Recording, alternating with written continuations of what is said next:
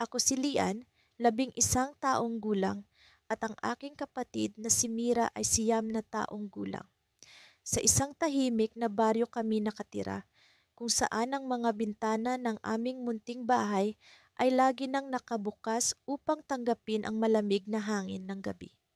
Hindi namin inaasahan na ang isang karaniwang gabi ay magiging simula ng isang hindi kapani-paniwalang pakikipagsapalaran.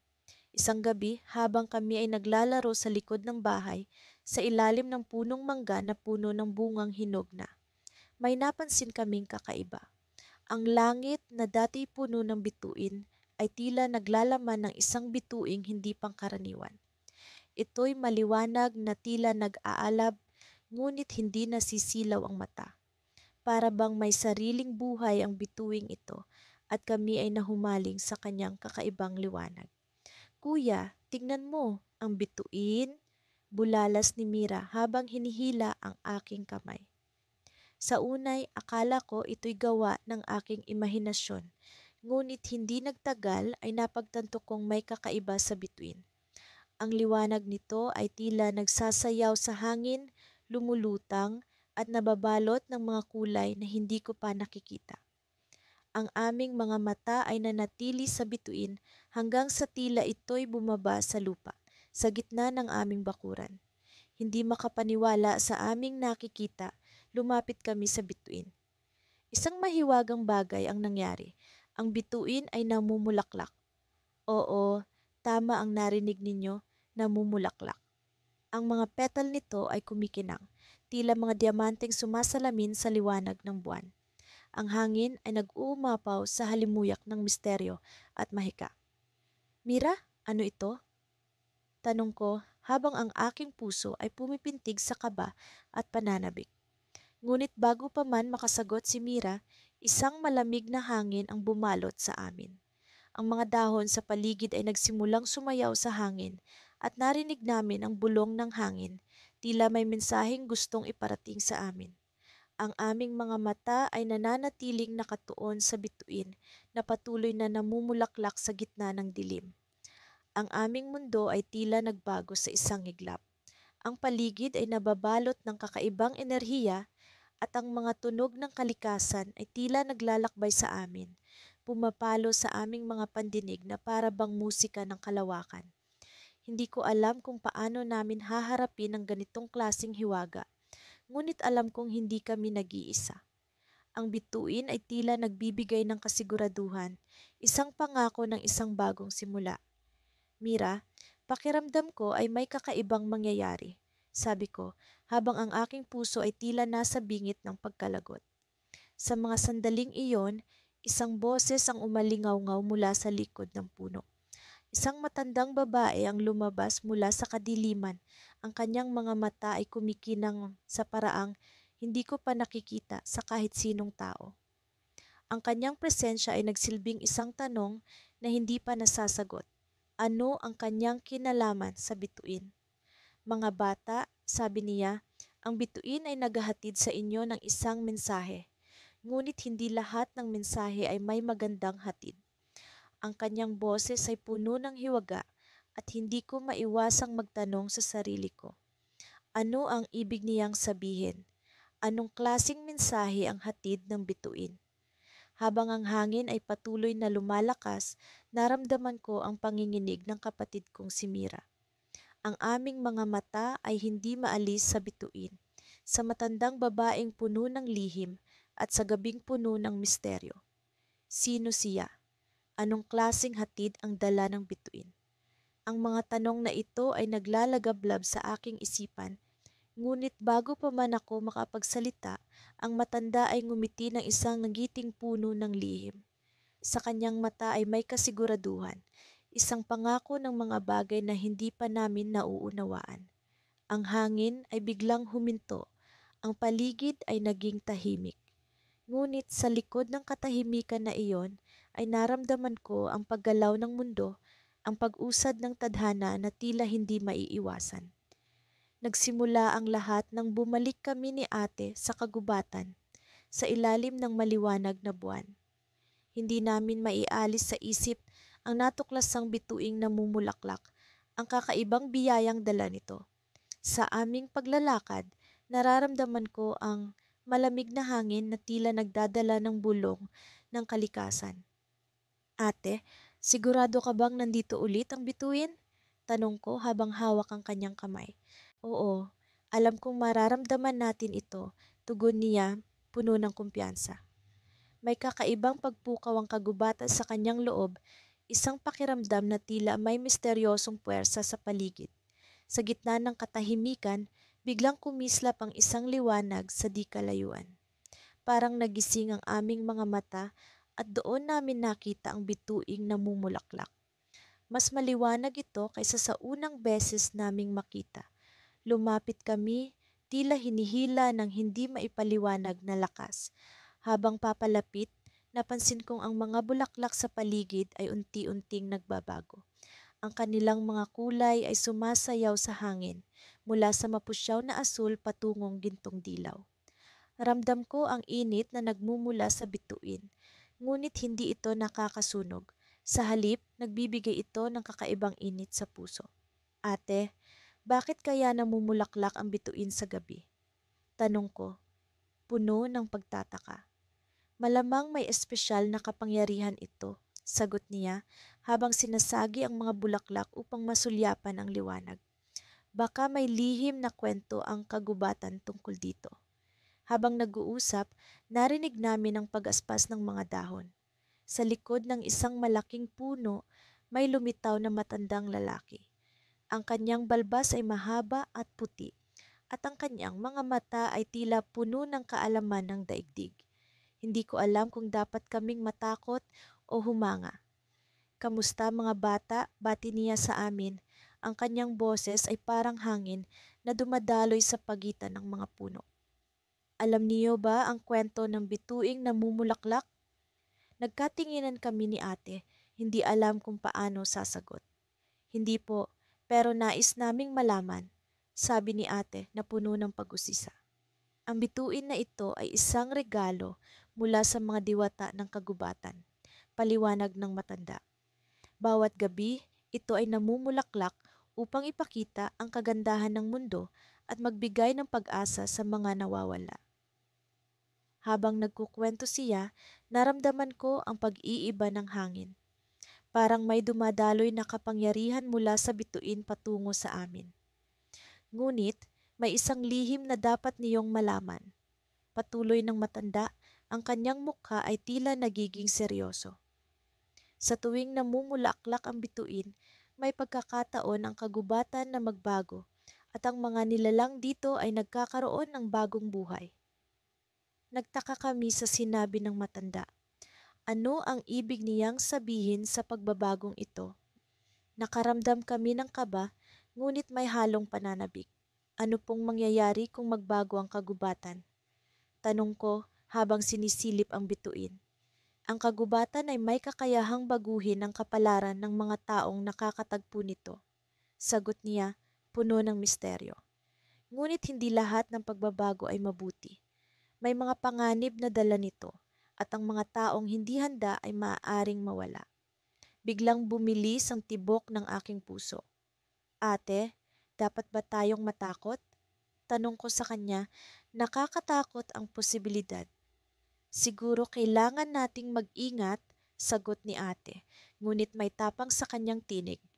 Ngunit hindi natin dapat iwasan ang kagandahan ng bituin. Habang nag-uusap, biglang lumakas ang hangin at ang mga bulaklak sa paligid ay tila sumayaw kasabay ng pag-ikot ng liwanag. Ang matanda ay nagsimulang umalis at bago siya tuluyang mawala sa aming paningin, iniwan niya ang isang huling mensahe. Piliin niyo ang tamang landas, mga bata.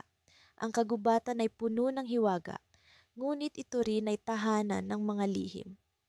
Naiwan kaming nag-iisip ni ate habang unti-unting nawawala ang liwanag ng bituin. Sa likod ng kagandahan nito, nararamdaman ko ang isang hindi maipaliwanag na pangamba.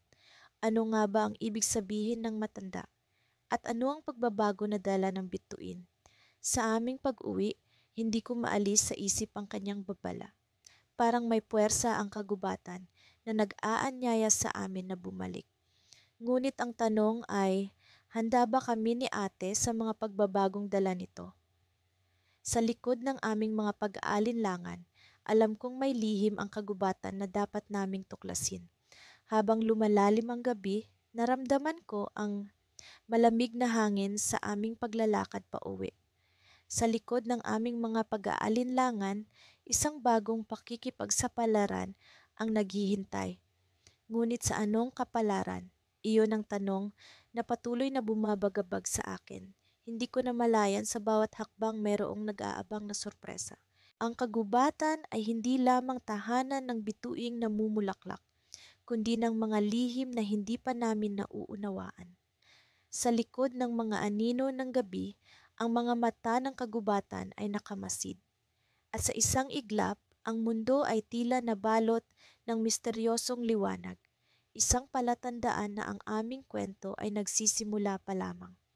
Sa pag-usad ng gabi, kami nagpatuloy sa paglalakbay sa gabing puno ng hiwaga.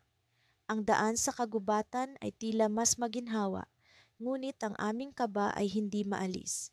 Ang liwanag ng buwan ay nagsilbing gabay sa aming bawat hakbang, habang ang malamig na hangin ay nagdadala ng bulong-bulong ng mga sinaunang kwento.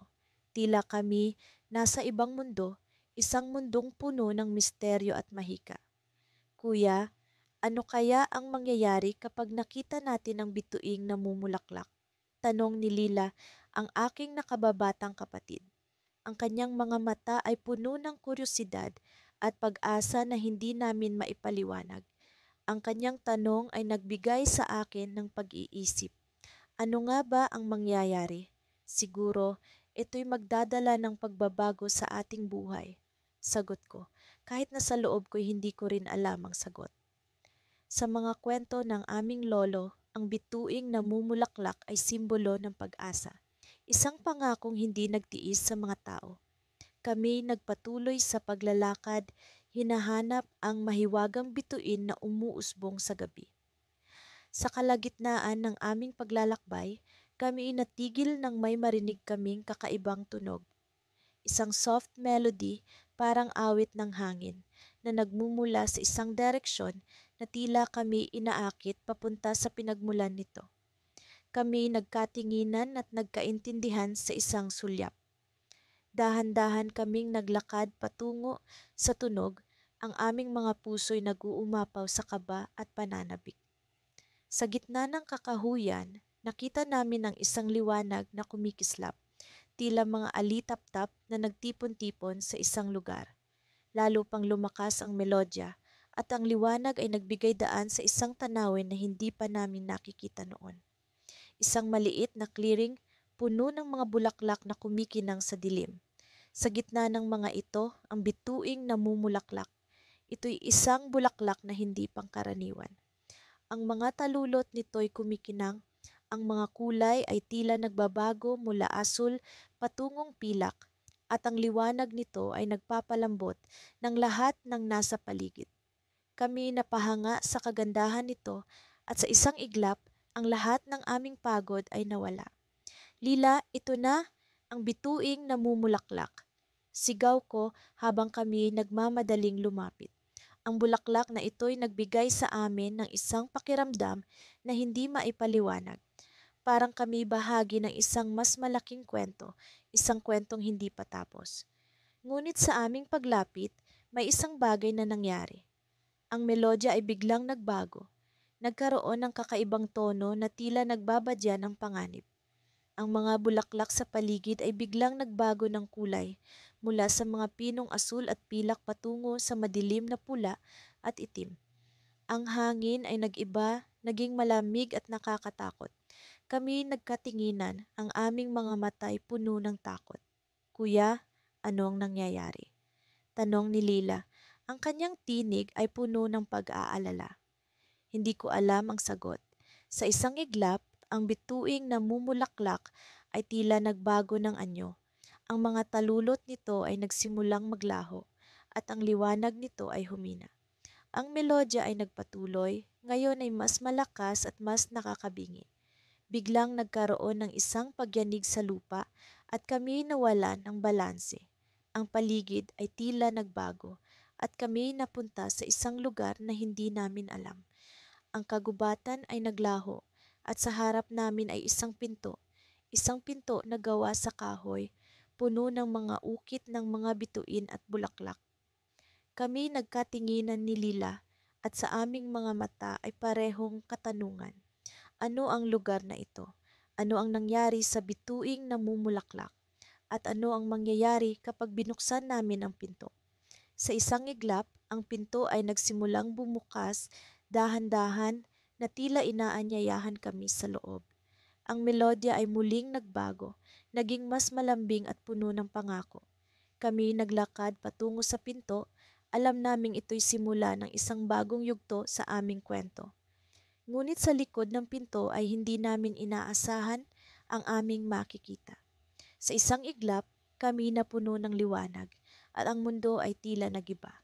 Kami napahinto, hindi makagalaw habang ang aming paligid ay puno ng isang enerhiya na hindi namin maipaliwanag. At sa isang iglap, alam ko na ang aming kwento ay hindi pa tapos.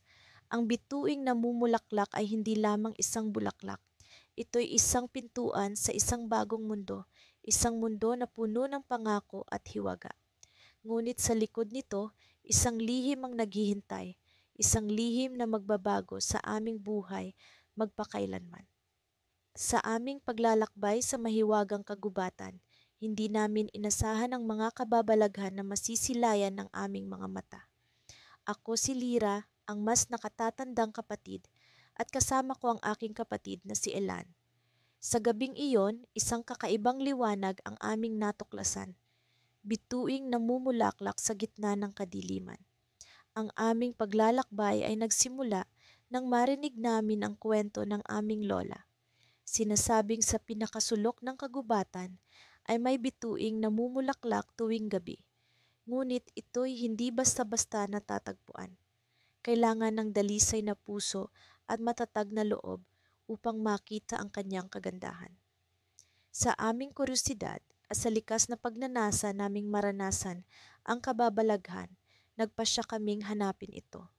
Habang binabaybay namin ang landas, naramdaman ko ang malamig na hangin na bumabalot sa amin. Ang mga puno ay tila nag-uusap sa kanilang pag-alog at ang mga ilaw ng alitaptap sa paligid ay parang mga munting bituin na nagbabadya ng gabing puno ng hiwaga. Si Elan ay tahimik, ngunit alam kong puno siya ng pag-asam at takot. Sa bawat hakbang, ang mga yapak namin ay tila umaawit ng awit na kami lamang ang nakakaintindi. Nang kami makarating sa isang maliit na clearing, sa wakas nasaksihan namin ang bituin. Ito ay hindi isang karaniwang bulaklak. Ito'y puno ng liwanag na tila nakikipag-usap sa kalangitan. Ang kanyang mga talulot ay kumikinang sa ginto at ang tangkay nito ay tila gawa sa pilak. Ang liwanag nito ay sapat upang magbigay ng liwanag sa buong paligid. Para bang ang lahat ng gabi ay nagtapos at ang umaga ay nagsimula sa kanyang presensya.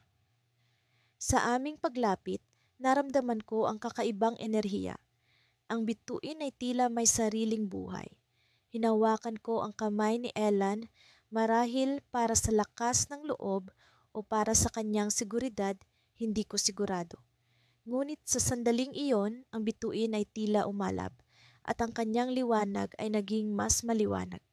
Ako'y natulala at si Elan ay napaatras ng bahagya. Sino kayo? Isang boses ang nagsalita mula sa bituin mismo. Ito'y isang tinig na puno ng lambing at awtoridad. Hindi kami makapagsalita agad, ngunit naramdaman ko ang pangangailangan na magpakilala. Ako si Lira at ito ang kapatid ko, si Elan, sagot ko, bagamat nanginginig ang aking tinig. Gusto lang naming makita ang iyong kagandahan. Ngumiti ang bituin at sa kanyang pagngiti, nadama namin ang init ng kanyang liwanag. Hindi lahat ng tao ay nakakaabot sa akin. Ipinapakita ko lamang ang aking sarili sa mga may dalisay na puso. Sabi nito. Ngunit may mahalaga akong tanong para sa inyo. Tumingin kami sa isa't isa ni Elan, hindi sigurado kung ano ang susunod na mangyayari. Ano po ang inyong tanong? Tanong ni Elan, mas matapang kaysa sa inaasahan ko. Ano ang inyong hiling?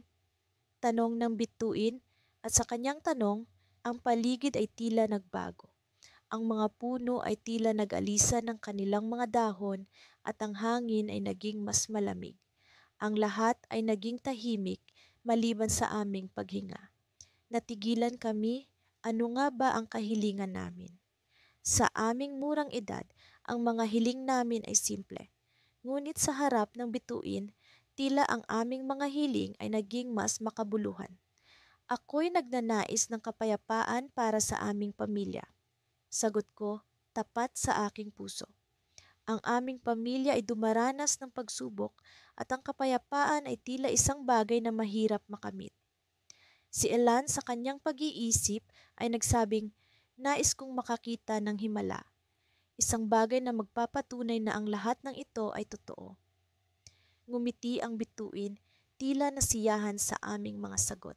Ang kapayapaan at himala ay magkaugnay. Ngunit may isang kapalit ang inyong mga hiling, sabi nito, at ang kanyang liwanag ay naging mas matindi. Kapalit? Tanong ko, nag-aalala sa maaaring mangyari.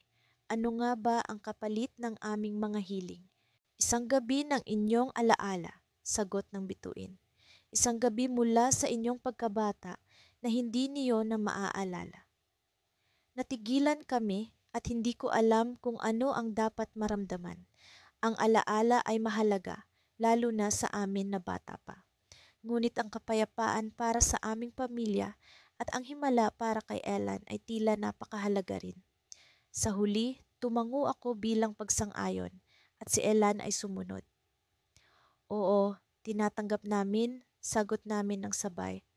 Ang liwanag ng bituin ay biglang kumalat at kami nabalot ng isang mainit na yakap. Sa sandaling iyon, naramdaman ko ang pag-alis ng isang bahagi ng aking alaala, ngunit hindi ko ito mawari. Ang bituin ay tila naglaho at ang paligid ay muling bumalik sa normal. Ngunit kami, naiwan na may bagong pag-asa at misteryo sa aming mga puso. At sa pag-uwi, naramdaman namin ang isang pagbabago. Ang aming pamilya ay tila mas payapa, ngunit si Elan ay tahimik. Sa kanyang mga mata, nakita ko ang lungkot at kagalakan. Ano nga ba ang himalang kanyang nakita? Ngunit iyon ay isang tanong na hindi ko pa masasagot.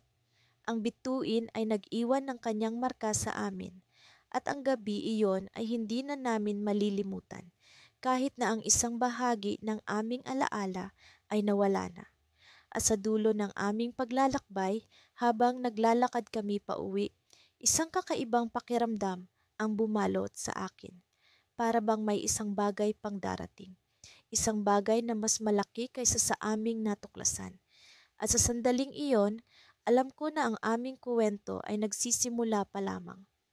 Sa gitna ng malamig na hangin ng gabi, kami ni Ate Ira ay naglakad patungo sa paborito naming lugar sa kagubatan. Ang mga dahon ng puno ay dahan-dahang sumasayaw sa saliw ng himig ng hangin. Ang mga saplot ng kadiliman ay nagtatago sa mga lihim ng gubat. Pero sa gabing ito, ang liwanag ng buwan ay tila may sinag na may dalang misteryo. Simula pa noong una naming natagpuan ang bituing namumulaklak, hindi na kami mapakali sa pag-iisip kung ano ang lihim na dala nito. Bawat gabi, ang mga bulaklak na tila mga bituin ay namumukadkad sa isang lugar na alam lamang namin. Tila ba may buhay ang mga ito, umaawit ng mga kwento na hindi namin maunawaan. Minsan, pakiramdam ko ay may sinasabi sila sa amin, pero sa anong wika, hindi ko matukoy. Ito na yata ang gabi kung kailan malalaman natin ang tunay na kwento ng mga bulaklak na ito, sabi ni Ate Ira habang hawak ang aking kamay. Sa kanyang mata, nakita ko ang tapang at determinasyon na hindi ko pa nakikita noon.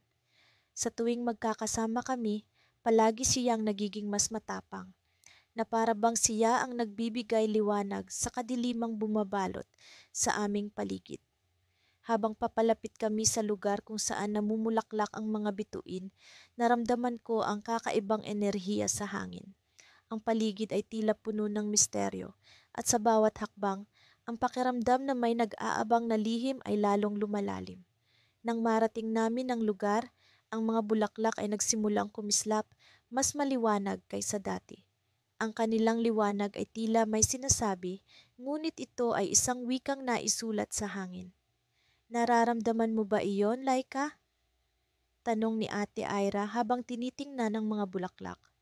Parang may nagbabago sa paligid. Tumango ako, hindi makapagsalita dahil sa pagkamangha. Ang mga bulaklak ay nagbigay ng liwanag na tila sumasayaw sa hangin, lumilikha ng mga hugis na hindi ko pa nakikita dati. At sa gitna ng liwanag, tila may anyo na unti-unting lumilitaw, isang hugis na unti-unting nagiging malinaw sa aming harapan. Ang anyo ay isang tao, isang matandang lalaki na may damit na yari sa mga dahon ng gubat. Ang kanyang buhok ay tila gawa sa sinag ng buwan at sa kanyang mga mata ay naroon ang kalaliman ng kalangitan. Nang siya ay nagsalita, ang kanyang boses ay parang hangin na dumadaloy sa mga puno, isang himig na puno ng kasaysayan. Mga batang may dalang liwanag, narating ninyo ang lugar na ito sa tamang oras. Ang mga bulaklak na ito ay hindi basta-basta. Sila'y mga tagapag-ingat ng mga lihim ng gubat at kayo ang napili upang malaman ang kanilang kwento. Hindi kami makapaniwala sa narinig. Ang mga bulaklak pala ay may lihim na hindi namin inaasahang mabubunyag. Ano po ang ibig ninyong sabihin? Tanong ni Ate Ira, ang kanyang boses ay puno ng kuryosidad. Ang mga bulaklak na ito ay may kakayahang magbukas ng pinto patungo sa ibang mundo. Sagot ng matandang lalaki, ang kanyang mga mata ay kumikinang sa liwanag ng buwan. Ngunit hindi lahat ay makakapasok. Kailangan ng dalisay na puso at ang kakayahang makinig sa himig ng kalikasan. Sa narinig, ang aking puso ay tila tumalon sa kaba at saya. Isang pinto patungo sa ibang mundo? Ano kaya ang itsura nito? Ano kaya ang naghihintay sa amin sa kabila? Kayo ang napili dahil sa inyong tapang at malasakit sa kalikasan. Subalit, sa likod ng pinto ay may panganib na hindi nyo pa nakikita. Ang mundo na iyon ay puno ng mga misteryo, ngunit puno rin ng panganib. Nang sabihin ito ng matanda, naramdaman ko ang halo-halong emosyon. Ang excitement ay may halong takot, pero alam ko na hindi kami pwedeng umatras. Tumingin ako kay Ate Ira at nakita ko sa kanyang mga mata ang parehong determinasyon. Handa kami, sabi ni Ate Ira, ang kanyang boses ay puno ng tapang. Ngunit bago pa man namin maisip ang susunod na gagawin, ang matanda ay naglaho sa liwanag ng mga bulaklak at sa kanyang pag-alis ay nag-iwan siya ng isang tanong na hindi namin inaasahan. Sa likod ng pinto, may isang bagay na magbabago sa inyo. Handa ba kayong malaman ang inyong kapalaran? At sa kanyang pag-alis, ang mga bulaklak ay biglang sumiklab ng liwanag, nagbukas ng isang pinto patungo sa isang mundo na hindi namin inaasahan.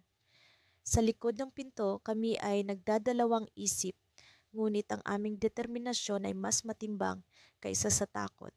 Ito ba ang simula ng isang pakikipagsapalaran na magbabago sa amin magpakailanman? Sa paglakad namin papunta sa hindi kilalang mundo, isang tanong ang bumabalot sa aming isipan. Ano ang naghihintay sa amin sa kabila ng liwanag? Sa malamlam na liwanag ng buwan, kami ni Ate ay tahimik na naglalakad patungo sa gilid ng kagubatan. Ang lamig ng hangin ay tila bumabalot sa aming katawan, ngunit ang aming mga puso ay naglalagablab sa pananabik. Sa loob ng ilang linggo, ang gabi-gabing paglalakbay namin sa tagong sulok ng kagubatan ay nagbigay sa amin ng kakaibang kasiyahan. Sa tuwing sasapit ang dilim, ang mga bituing namumulaklak ay nagsisimulang magpakita ng kanilang hiwaga. Naisip mo na ba kung bakit namumulaklak ang mga bituin, kuya? Tanong ni Ate habang tinatanaw ang kalangitan. Puno ng bituin ang gabi, ngunit sa aming mga mata, ang mga bituing namumulaklak sa lupa ay mas maliwanag pa. Hindi ko rin alam, ate. Pero parang may kakaibang kapangyarihan ng mga ito. Tugon ko habang hinahawakan ang kamay ni ate, na tila nararamdaman ang pagnanasa naming tuklasin ang kanilang lihim. Habang papalapit kami sa lugar kung saan lagi naming nakikita ang mga bituin, napansin namin ang pagbabago sa paligid. Ang hangin ay tila mas mabigat at ang mga dahon ng mga puno ay gumagalaw ng mas mabilis kaysa sa dati. Ang mga anino ng mga puno ay tila sumasayaw sa ilalim ng liwanag ng buwan, at ang mga tunog ng gabi ay tila mas malakas. Nang marating namin ang paborito naming lugar, hindi namin inaasahan ang aming nakita. Ang mga bituin ay namumulaklak ng mas maliwanag kaysa sa dati, at ang kanilang mga kulay ay tila mas kumikinang. Ang bawat isa sa kanila ay tila naglalabas ng liwanag na iba't ibang kulay, parang bahaghari na naglalaro sa lupa. Kakaiba ito, kuya. Parang may nangyayari, bulong ni ate, habang ang mga mata niya ay hindi maalis sa mga bituin. Kahit ang mga hayop sa paligid ay tila naglalapit para makibahagi sa hiwaga ng gabi. Sa gitna ng aming pagkakamangha, narinig namin ang isang tunog na hindi pamilyar. Para itong isang bulong na nagmumula sa mga bituin. Tayo ay mga tagapagbantay ng hiwaga, pabulong na tunog na tila dumadaloy sa hangin. Ngunit ang lihim ay hindi sa amin nagtatapos. Nagtaka kami ni ate. Sino ang nagsasalita? Ang mga bituin ba? Ngunit paano? Nang kami ay naglalapit sa pinakamaliwanag na bituin, napansin namin ang isang maliit na batang babae na nakaupo sa tabi nito. Ang kanyang buhok ay parang ginto at ang kanyang mga mata ay kumikinang tulad ng mga bituing namumulaklak. Nakatingin siya sa amin na may nangiti sa kanyang mukha, ngunit may lungkot din sa kanyang mga mata. Sino ka? Tanong ni ate. Ang kanyang boses ay puno ng pagtataka at pagkamangha. Ako si Lira, sagot ng batang babae. Ang kanyang boses ay tila ang tunog na narinig namin kanina. Ako ang tagapagbantay ng mga bituing namumulaklak, ngunit may panganib na paparating. Panganib? Tanong ko, ang aking puso ay biglang bumilis ang tibok. Anong klasing panganib? Ang mga bituin ay naglalaman ng kapangyarihan na gustong angkinin ng isang nilalang na matagal nang naghahanap nito. Sabi ni Lira, ang kanyang mga mata ay nagliliwanag na parang nagbabala. Kapag ang kapangyarihan ng bituin ay nakuha, ang balanse ng mundo ay mababago. Hindi kami makapaniwala ni ate sa narinig namin. Isang nilalang na gustong angkinin ang kapangyarihan ng mga bituin. Ano ang epekto nito sa mundo? May panahon pa, dagdag ni Lira. Ang kanyang tinig ay puno ng pag-asa. Kailangan ninyong tulungan akong protektahan ang mga bituin. Kami? Paano? Tanong ni ate. Ang kanyang mukha ay puno ng determinasyon. Kahit na hindi niya alam kung ano ang gagawin, alam ko na handa siyang gawin ang lahat para protektahan ang hiwaga ng gabi. Babalik ako sa susunod na kabilugan ng buwan, sabi ni Lira. Ang kanyang anyo ay biglang naglaho at ang liwanag ng bituin ay bumalik sa dati nitong ningning. Hanggang doon, maghanda kayo.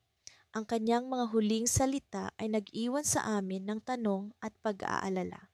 Sa kabila ng hiwaga ng gabi, ang aming mga isip ay puno ng palaisipan. Sino ang nilalang na gustong angkinin ang kapangyarihan ng mga bituin? At paano namin protektahan ang mga ito? Habang ang hangin ay muling bumalik sa dati nitong paggalaw, kami ni ate ay muling tumingin sa kalangitan. Ang mga bituing namumulaklak ay patuloy na naglalabas ng kanilang liwanag. Ngunit ngayon, ang kanilang hiwaga ay tila mas malalim pa. Sa aming pag-uwi, ang aming mga hakbang ay puno ng bagong misyon. Ang paglalakbay na ito ay hindi lamang tungkol sa pagkamangha sa kagandahan ng gabi, kundi isang paglalakbay para sa kapalaran ng mundo. Ngunit ang tanong ay nananatili, paano namin haharapin ang paparating na panganib? At sino ang nilalang na nag-aambisyon sa kapangyarihan ng mga bituin. Ang aming paglalakbay ay nagsisimula pa lamang at ang susunod na kabilugan ng buwan ay magdadala ng mga sagot na hindi namin inaasahan. Sa paglalim ng gabi, habang ang malamlam na liwanag ng buwan ay unti-unting bumabalot sa paligid, kami ng kapatid kong si Lila ay naglakbay patungo sa gilid ng kagubatan na tila kumakaway sa amin sa pamamagitan ng mga dahon nito. Ang hangin ay malamig at may bahid ng misteryo na para bang may tinatago ito sa amin. Sa aming mga kamay, mahigpit naming hawak ang lumang mapa na nakuha namin mula sa lola namin. Isang mapa na naglalarawan sa daan patungo sa sinasabing bituing namumulaklak. Kuya, sigurado ka bang dito ang daan? Tanong ni Lila habang tinitingnan ang paligid. Nakikita ko ang pag-aalinlangan sa kanyang mga mata, ngunit naroon din ang kihinang ng pag-asa at pananabik. Oo, Lila, malapit na tayo.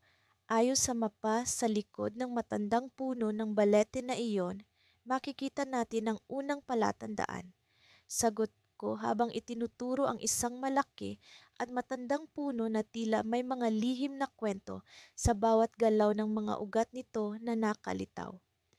Lumapit kami sa puno at doon namin nakita ang isang maliit na bato na may kakaibang ukit. Ang ukit na ito ay katulad ng mga simbolo sa mapa. Sa ilalim ng bato may isang sulat na nakatago.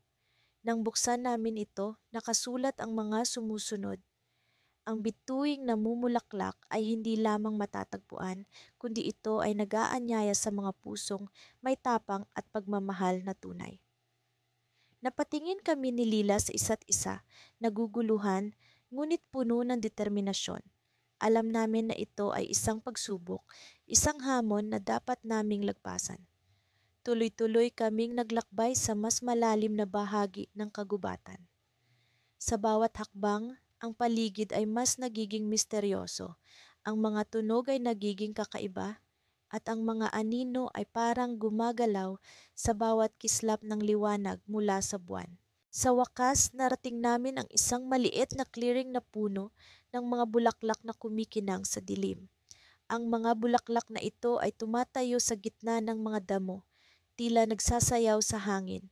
Sa gitna nila, naroon ang pinakamatayog na bulaklak, ang bituing namumulaklak.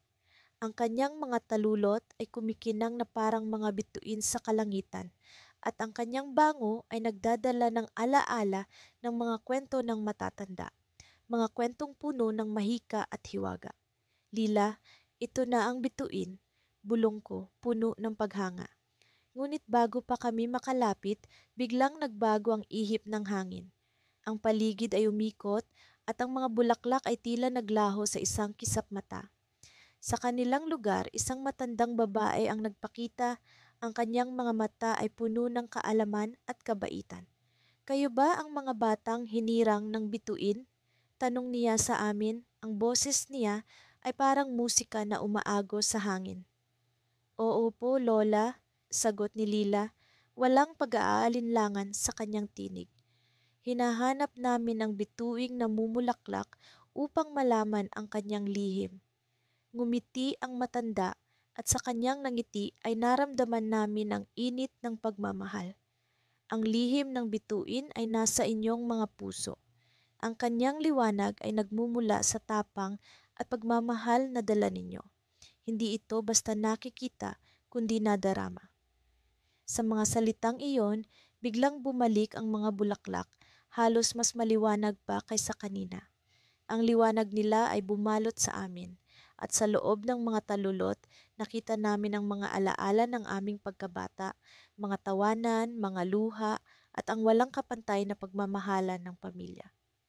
Ngunit sa isang iglap, ang liwanag ay naglaho, at ang matanda ay naglaho kasama nito.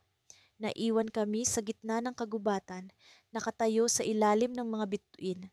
Ngunit ang bituing namumulaklak ay nasa amin na, hindi sa anyong pisikal, kundi sa aming mga puso. Sa aming pag-uwi, naramdaman namin ang kakaibang kapayapaan. Ngunit sa likod ng aming isipan, may isang tanong na hindi namin maalis. Bakit kami ang hinirang ng bituin? Ano ang susunod na hakbang? Ang sagot ay tila nasa likod ng mga bituin, naghihintay na matuklasan sa mga susunod na gabi. At sa pag-aakala naming tapos na ang aming pakikipagsapalaran, isang kakaibang liwanag ang umilaw sa aming likuran. Isang liwanag na hindi mula sa bituin, kundi mula sa isang nilalang na hindi namin inaasahan. Isang nilalang na nagdadala ng bagong hamon at bagong kwento. Ang aming kwento ay hindi pa tapos, kundi nagsisimula pa lamang sa bagong kabanata. Sa simula ng aming paglalakbay, hindi namin lubos akalain na ang gabing ito ay magiging mas kakaiba kaysa sa mga nauna. Ako si Lila at kasama ko ang aking kapatid na si Kaloy sa aming misyon na matuklasan ang mahiwagang bituin na namumulaklak sa gabi. Ang aming paglalakbay ay nagsimula sa isang lumang alamat na madalas ikinukwento ng aming lola bago kami matulog. Ang bituin, ayon sa kanya, ay may kakayahang baguhin ang kapalaran ng sinumang makatatagpo dito. Habang naglalakad kami sa madilim na kagubatan, tanging ang liwanag ng buwan ang aming gabay. Ang mga puno ay tila mga higanteng tagapagbantay na nagmamasid sa aming bawat hakbang. Ang gabi ay tahimik maliban sa huni ng mga kuliglig na mistulang musika sa aming pandinig. Sa tuwing maririnig namin ang uwak, pareho kaming napapahinto, nag-aalangan kung dapat pa ba naming ituloy ang aming paglalakbay. Kuya, hindi kaya panaginip lang ang lahat ng ito? Tanong ko kay Kaloy, sinisikap na pigilin ng takot sa aking tinig. Panaginip man o hindi, Lila, kailangan nating makita ang bituin. Hindi tayo maaring sumuko. Sagot ni Kaloy na may determinasyon sa kanyang boses. Ang kanyang mga mata ay kumikislap sa liwanag ng buwan, puno ng pag-asa at pananabik. Nagpatuloy kami sa paglalakad hanggang sa narating namin ang isang maliit na burol. Mula roon, kitang-kita namin ang kalawakan ng gabi at ang mga bituin na kumikinang sa langit. Ngunit wala ni isa sa mga iyon ang namumukod tangi. Wala ang bituing namumulaklak na sinasabi sa alamat. Siguro mali ang kwento ni Lola, bulong ni Kaloy, bahagyang nawawala ng pag-asa. Ngunit bago pa kami tuluyang panghinaan ng loob, biglang may kakaibang liwanag na bumati sa amin mula sa likuran ng burol. Isang liwanag na hindi pangkaraniwan, nag-aanyaya at misteryoso. Dali-dali kaming tumakbo patungo sa pinagmumulan nito, ang aming mga puso ay puno ng pag-asa. Pagdating namin doon, nakita namin ang isang kumpol ng mga bulaklak na kumikislap sa dilim. Ang bawat bulaklak ay tila may sariling bituin na naglalaro sa gitna nito, nagpapalabas ng mumunting liwanag na tila mga alon sa dagat. Hindi ko maipaliwanag ang damdamin. Ito na nga ang bituing namumulaklak sa gabi. Ang ganda nito, Lila, bulong ni Kaloy habang nakatingin sa kagilagilalas na tanawin. Agad kong inilabas ang aking kwaderno at sinimula ng pagguhit ng aming natuklasan. Kailangan kong maitala ito upang hindi makalimutan ang bawat detalye. Ngunit sa aking pagguho, napansin ko ang isang bagay na hindi ko inaasahan. Isang anino sa gilid ng burol, tila isang tao na nagmamasid sa amin. Kuya, may tao! Sigaw ko, ang aking kamay ay nanginginig habang itinuturo ang anino. Agad kaming tumayo. Pinagmamasdan ang anino na unti-unting lumalapit sa amin. Hindi namin alam kung ito ba'y kaibigan o kalaban. Ngunit ang aming takot ay napalitan ng pagtataka nang sa wakas ay lumabas sa liwanag ang isang matandang lalaki na may hawak na baston. Ang kanyang mga mata ay puno ng karunungan at misteryo. "Huwag kayong matakot, mga bata," sabi ng matandang lalaki. "Ako si Mang Ulding. Matagal ko nang inaabangan ang pagdating ninyo." Sa kanyang mga salita, naramdaman namin ang kakaibang kapayapaan. "Mang Ulding, kayo po ba ang tagapagbantay ng mga bulaklak na ito?" Tanong ni Kaloy, puno ng kuryosidad. "Oo, ako nga," sagot ni Mang Ulding. "Ang mga bulaklak na ito ay may kakaibang kapangyarihan, ngunit hindi lahat ng nakikita ay dapat kunin. Ang kanyang mga salita ay puno ng babala. Ano kaya ang ibig niyang sabihin? Hindi ko maiwasang magtanong. Ngunit bago pa namin maipahayag ang aming mga tanong, bigla niyang inilahad ang kanyang kamay. Sa palad nito ay isang maliit na bulaklak na kumikinang. Binigyan niya kami ng pagkakataon na kumuha ng isa, ngunit may kasamang paalala. Ang bulaklak na ito ay magbibigay sa inyo ng kakayahang pumili ng kapalaran. Ngunit sa bawat kapangyarihan, may kaakibat na responsibilidad. Sabi ni Mang Ulding, ang kanyang tinig ay puno ng autoridad. Nagkatinginan kami ni Kaloy, alam namin na ito ang twist na matagal na naming inaabangan. Ang paglalakbay namin ay hindi lamang tungkol sa paghahanap ng bituin, kundi sa pag-aaral kung paano gamitin ang kapangyarihang ito sa tama.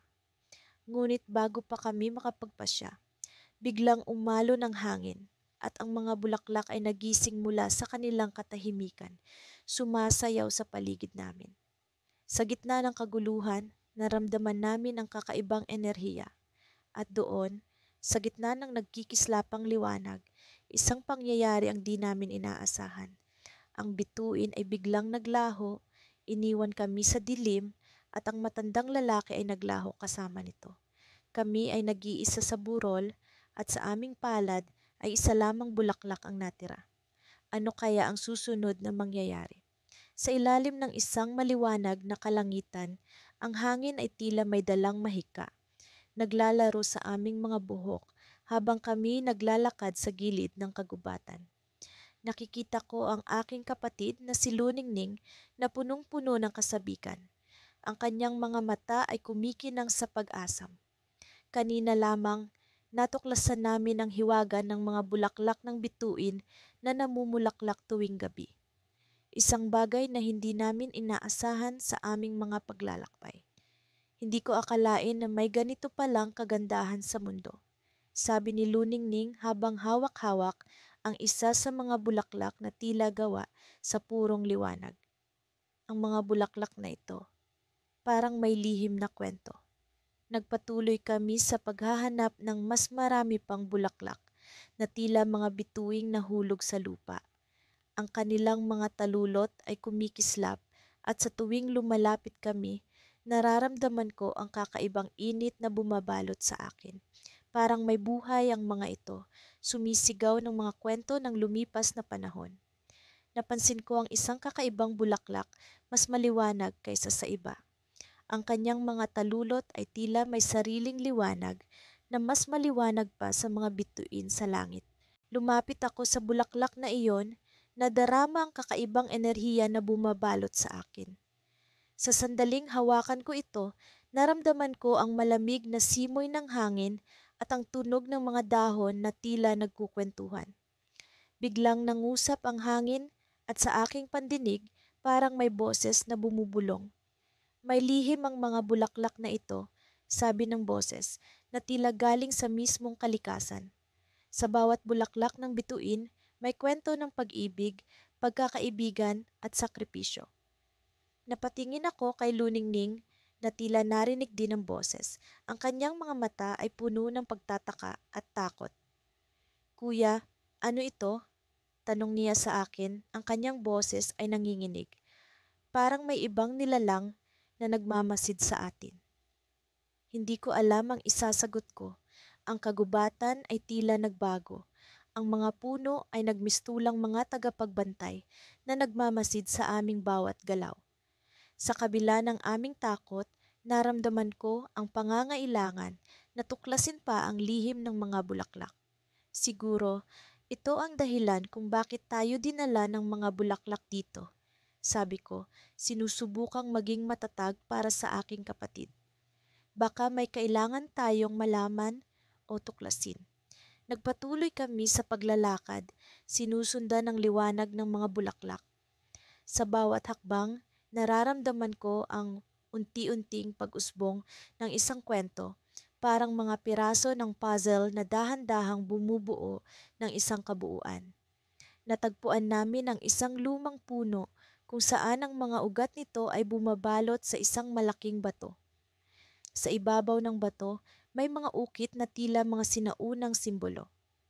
Ang mga ito ay kumikinang sa liwanag ng buwan at ang mga bulaklak ay tila nag-aanyaya sa amin na basahin ang mga ito. Baka ito ang kwento ng mga bulaklak, sabi ni Luningning, ang kanyang mga kamay ay marahang humahaplos sa mga ukit. Sa sandaling iyon, naramdaman ko ang pagyanig ng lupa. Ang hangin ay nag-ibayo at ang liwanag ng mga bulaklak ay nagmistulang mas maliwanag. Biglang lumitaw ang isang figura sa aming harapan, isang matandang lalaking may mahahabang buhok at damit na parang gawa sa mga dahon at bulaklak. Ako si Amihan, tagapagbantay ng kagubatan, sabi ng matanda. Ang mga bulaklak ng bituin ay bahagi ng kwento ng kalikasan, kwento ng pag-asa at pagbabagong buhay. Napalunok kami ni Luningning, hindi makapaniwala sa aming nakikita.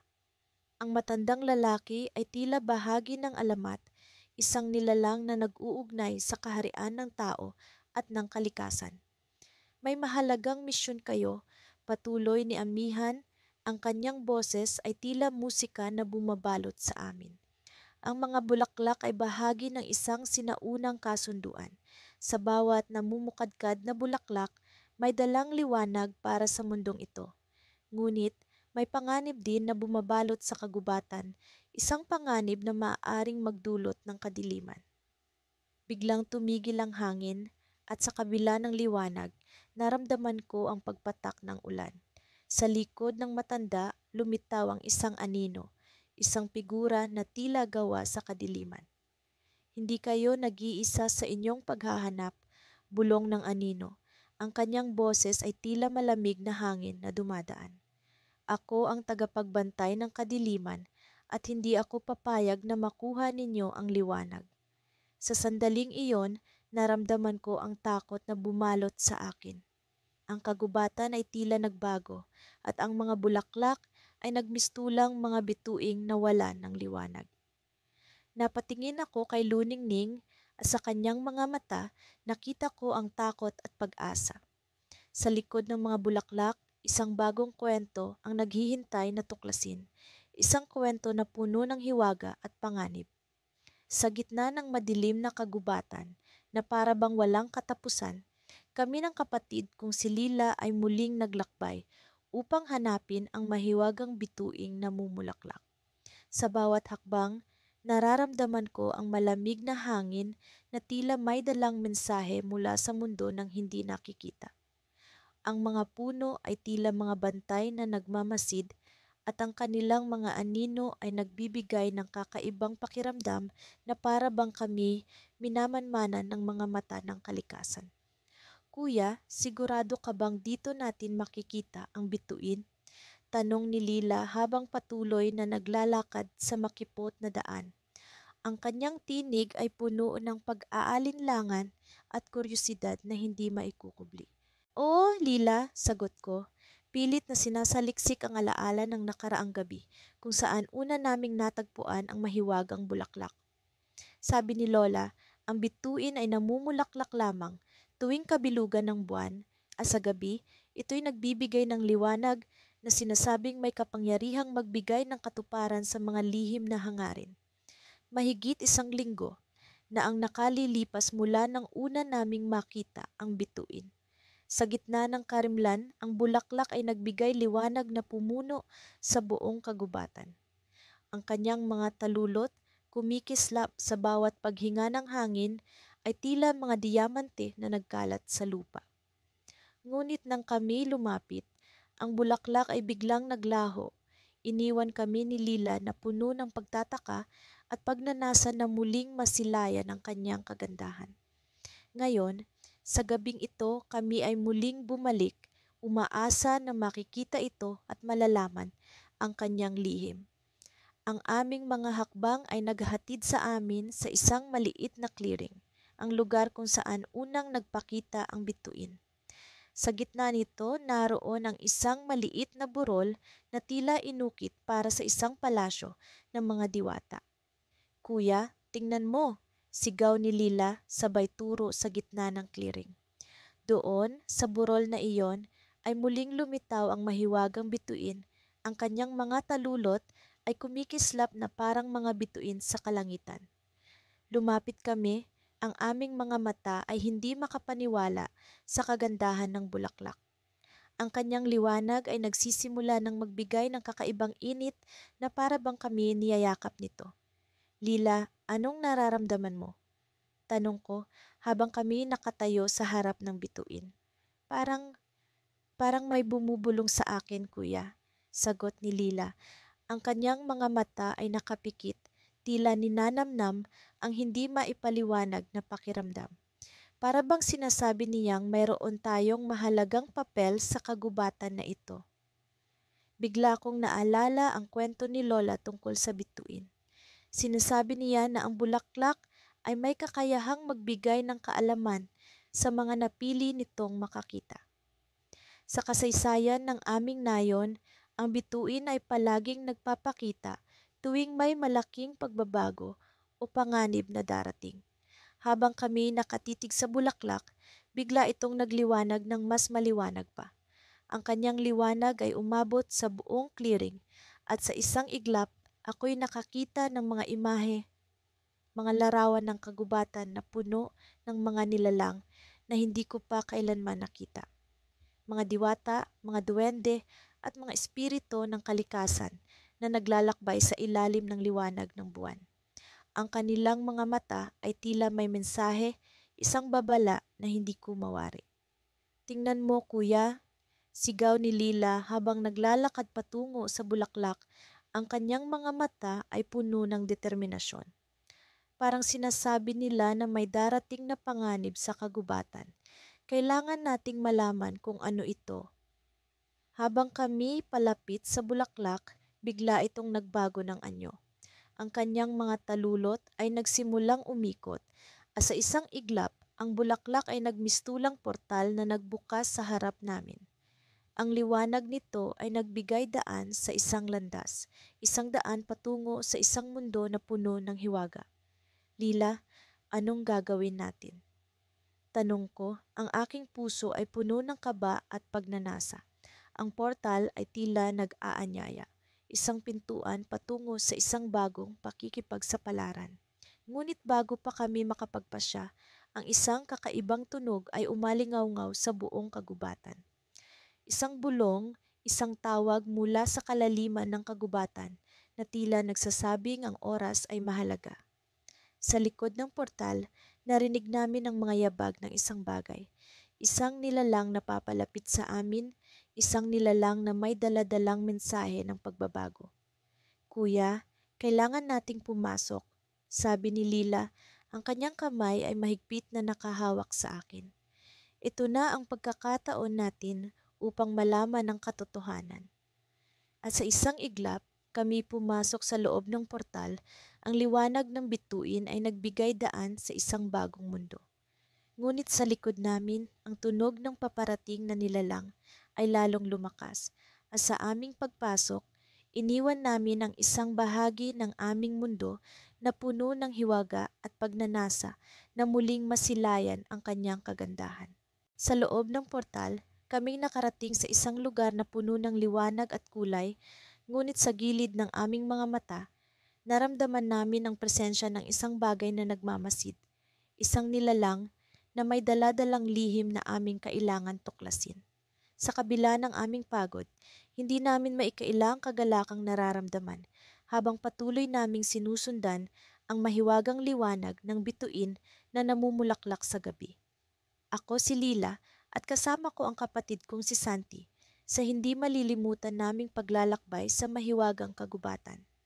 Ang hangin ng gabi ay malamig at ang mga dahon sa paligid ay tila sumasayaw sa ritmo ng aming mga hakbang. Ang liwanag ng bituin ay parang isang matamis na awit na nagtutulak sa amin, pasulong, isang pangako ng mga hiwaga na hindi pa namin natutuklasan. Bakit kaya namumulaklak ang bituin tuwing gabi? Tanong ni Santi habang tinitingnan niya ang kalangitan. Parang ito ang daan patungo sa isang mundo na puno ng mga hindi kapani-paniwalang kwento. Nagpatuloy kami, naglalakad sa makipot na daan sa ilalim ng mga puno. Sa bawat hakbang, nararamdaman ko ang pagkakaroon ng isang bagay na hindi karaniwan. Parang ang kagubatan ay may buhay at kami ay bahagi ng mga lihim nito. Sa aming paglalakbay, natagpuan namin ang isang maliit na clearing. Sa gitna nito ay naroon ang isang maliit na lawa na kumikinang sa ilalim ng liwanag ng bituin. Sa unang tingin, mukhang isang ordinaryong lawa lamang ito. Ngunit nang lumapit kami, napansin namin ang kakaibang bagay. Ang tubig ay tila sumasalamin sa mga bituin, ngunit sa kabila nito, may mga bulaklak na lumilitaw sa ibabaw na parang nagpapalutang ng kanilang sariling liwanag. Ang mga bulaklak na ito, sila ang namumulaklak, bulalas ni Santi, puno ng paghanga. Napaluhod kami sa tabi ng lawa, inabot ang aming mga kamay upang hawakan ang mga bulaklak. Ngunit sa sandaling dumampi ang aming mga daliri sa tubig, isang malamig na hangin ang dumaan at ang liwanag ay biglang lumabo. Bigla kaming napahinto. Ang paligid ay naging tahimik, masyadong tahimik na tila kami lang ang natitira sa mundo. Naramdaman ko ang pag-aalinlangan, ang takot na baka may nagbabadyang panganib. Lila, tingnan mo, sabi ni Santi, sabay turo sa isang bahagi ng kagubatan na biglang nagliwanag. Sa gilid ng aming paningin, may isang figura na unti-unting lumilitaw. Isang matandang babae, nakasuot ng damit na tila hinabi mula sa mga sinag ng buwan ang lumabas mula sa anino. Ang kanyang mga mata ay kasing liwanag ng mga bituin at sa kanyang mga kamay ay may hawak siyang isang bulaklak na kumikinang. Kayong dalawa ay matapang, sabi ng matanda. Ang kanyang boses ay malambing, ngunit may bahid ng misteryo. Ang bulaklak na ito ay tanda ng pag-asa at mga pangarap. Ngunit ito rin ay tanda ng isang bagay na mas malalim, mas madilim. Nagpalitan kami ng tingin ni Santi, hindi alam kung paano sasagutin ang matanda. May kung anong puwersa ang nagtutulak sa amin na makinig sa kanya na parang ang kanyang mga salita ay bahagi ng isang sinaunang lihim na dapat naming malaman. Kayo ay pumili ng daan na puno ng liwanag, ngunit ang landas na ito ay may kasamang mga anino na hindi madaling matakasan. Patuloy niya, ang kanyang tinig ay nagbabago, nagiging mas malalim. Ang bituin ay namumulaklak sa gabi, ngunit sa likod ng bawat bulaklak ay may mga kwento ng pighati at pagsubok. Habang nagsasalita siya, ang paligid ay nag-iba. Ang liwanag ng bituin ay tila bumabalot sa kanyang figura. At nakita namin ang mga larawan ng mga taong naglalakbay, mga taong nawawala at mga taong nakatagpo ng kanilang kapalaran sa ilalim ng liwanag ng parehong bituin. Ang inyong kwento ay nagsisimula pa lamang, sabi niya, sabay abot ng bulaklak sa amin. Ngunit tandaan ninyo, hindi lahat ng liwanag ay gabay. Minsan, ito ay isang pagsubok. Sa sandaling iyon, naramdaman ko ang bigat ng kanyang mga salita. Parang ang bulaklak na hawak namin ay hindi lamang isang bagay na maganda, ngunit isang susi sa isang mundo na puno ng hindi inaasahang panganib. At bago pa kami makapagtanong, ang matanda ay naglaho na parang usok sa hangin, iniwan kami sa gitna ng kagubatan na puno ng misteryo. Santi, ano ang gagawin natin? Tanong ko. Ang aking boses ay puno ng pag-aalala. Ngunit bago pa siya makasagot, narinig namin ang isang kakaibang tunog mula sa likuran namin. Isang tunog na nagmumula sa loob ng kagubatan, isang bagay na malaki at hindi pangkaraniwan. Napatingin kami sa likuran at doon namin nakita ang isang anino na lumalapit. Isang anyo na tila pamilyar ngunit hindi namin mawari. Habang papalapit ito, ramdam namin ang kakaibang enerhiya, ang malamig na simoy ng hangin at ang pagkinang ng mga bituin sa aming paligid. Ito ba ay isang kaibigan o isang kaaway? Kami ay nasa gitna ng isang kwento na hindi namin lubos na nauunawaan, ngunit alam namin na ang landas na aming tinahak ay puno ng mga hiwaga na hindi maaaring balewalain. At sa sandaling iyon, Alam namin na ang aming paglalakbay ay nagsisimula pa lamang. Ang daan sa harap namin ay puno ng liwanag at anino, at ang bawat hakbang ay maaaring magdala sa amin sa isang mundo na mas malalim kaysa sa aming inaakala. Lumalamlam ang liwanag ng araw sa kanluran na tila isang alapaap na dahan-dahang nilalamon ng gabi. Ang langit ay unti-unting nagiging kumot ng kadiliman at ang mga bituin ay nagsisimulang magningning sa kanilang mga trono. Kami ni Ate Mila ay nakatayo sa gitna ng kakahuyan. Ang aming mga mata ay nakatuon sa isang bagay na kasing liwanag ng buwan. Sa tuwing sasapit ang gabi, ang aming mga hakbang ay palihim na lumalapit sa lugar kung saan namin unang natagpuan ang mahiwagang bulaklak, isang bituing namumulaklak sa gitna ng kawalan. Sa mga nakalipas na gabi, ito'y tila isang pangarap na nagiging bahagi na ng aming kaluluwa. Ngayon, sa ika-12 gabi ng aming paglalakbay, kami muling narito, nag-aabang sa bagay na hindi pa rin namin lubos na nauunawaan. Ano kaya ang ibig sabihin ng bulaklak na ito, kuya? Tanong ni Ate Mila, habang ang kanyang mga mata'y kumikislap sa pag-asa at pagkasabik. Hindi ko rin alam, ate, pero nararamdaman ko na may dahilan kung bakit natin ito natatagpuan tuwing gabi. Sagot ko, habang sinisikap kong itago ang bahagyang kaba na bumabalot sa aking dibdib. Ang misteryo ng bulaklak na ito ay tila isang kwento na hindi pa naisusulat, isang hiwagang naghihintay na matuklasan. Sa aming harapan, ang bulaklak ay muling nagbukas ng mga talulot nito. Ang liwanag ay lumaganap sa paligid, na para bang ang kakahuyan ay naging isang palasyo ng liwanag. Sa bawat pag-usbong ng talulot, parang may musika sa hangin, isang himig na hindi mo basta-basta maririnig, kundi mararamdaman sa iyong puso. Kuya, tingnan mo, sigaw ni Ate Mila habang itinuturo ang isang bagay na bago sa aming paningin. Sa tabi ng bulaklak may isang maliit na nilalang na tila gawa sa liwanag.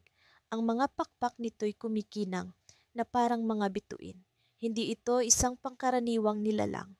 Ito'y isang diwata, isang tagapangalaga ng mahiwagang bulaklak. Gusto kong lumapit, ngunit may bahagi sa akin na nag-aalinlangan. Ano nga ba ang ibig sabihin ng paglitaw ng diwata? Sa likod ng kanyang nangiti, may mga lihim na tila hindi dapat ipaalam sa sinuman. Magandang gabi, mga batang mapangahas, wika ng diwata, na ang boses ay parang hangin na dumadaloy sa pagitan ng mga puno. Ang bulaklak na ito ay may kapangyarihan na maaaring baguhin ang mga tadhana. Ngunit ang kapangyarihan ay may kaakibat na panganib. Kayo ay narito, hindi dahil sa pagkakataon, kundi dahil sa isang tawag ng inyong mga puso. Ang mga salitang iyon ay bumalot sa akin ng pagkamangha. Ano ang ibig sabihin ng tawag ng aming mga puso? Ano ang kapalaran na aming tinatahak? Paano namin matutulungan ang bulaklak na ito? Tanong ni Ate Mila, ang kanyang boses ay puno ng determinasyon. May isang dilim na nagkukubli sa likod ng liwanag. Kayo ay pinili upang iligtas ang mundo mula sa kapangyarihang maaaring sumakop sa lahat ng bagay. Sagot ng diwata na ang mga mata ay puno ng pag-aalala. Sa susunod na gabi, ang inyong pagsubok ay magsisimula at kailangan ninyong maghanda. Ang aming mga puso ay tumibok ng sabay, ang takot at pananabik ay naglalaro sa aming isipan. Ano ang nangyayari sa mundo at bakit kami ang pinili? Ang bulaklak na ito na sa unay tila isang simpleng misteryo ay ngayon naging sentro ng isang mas malaking kwento. Isang kwento na hindi namin inasahang magiging bahagi kami. Kailangan na nating bumalik, kuya, tugon ni Ate Mila, ngunit ang kanyang mga mata ay hindi maalis sa diwata at sa bulaklak. Sa oras na iyon, naramdaman ko ang bigat ng responsibilidad na itinakda sa aming mga balikat. Habang kami papalayo, ang diwata ay tila lumulutang sa hangin, nag-iwan ng mga bakas ng liwanag sa aming landas. Ang kakahuyan ay muling naging tahimik, ngunit ang aming mga puso ay puno ng mga tanong at pag-aalinlangan. Ano ang susunod na mangyayari? Paano namin haharapin ang pagsubok na aming natuklasan ngayong gabi? Hindi ko alam ang mga kasagutan, ngunit ang isang bagay ay sigurado. Kami ni Ate Mila ay hindi na magiging ordinaryong mga bata. Sa likod ng bawat hakbang sa dilim, naroon ang liwanag ng bulaklak, ang bituin na namumulaklak sa gabi. At sa likod ng bawat liwanag, naroon ang isang kwento na sa wakas ay magsisimula ng isulat. Sa susunod na gabi, ang aming tadhana ay magsisimulang magbukas. Ngunit sa ngayon, kami ay naglalakbay sa isang landas na hindi pa namin lubos na nauunawaan. Sa ilalim ng isang langit na puno ng mga bituin, patungo sa isang hinaharap na hindi namin inaasahan.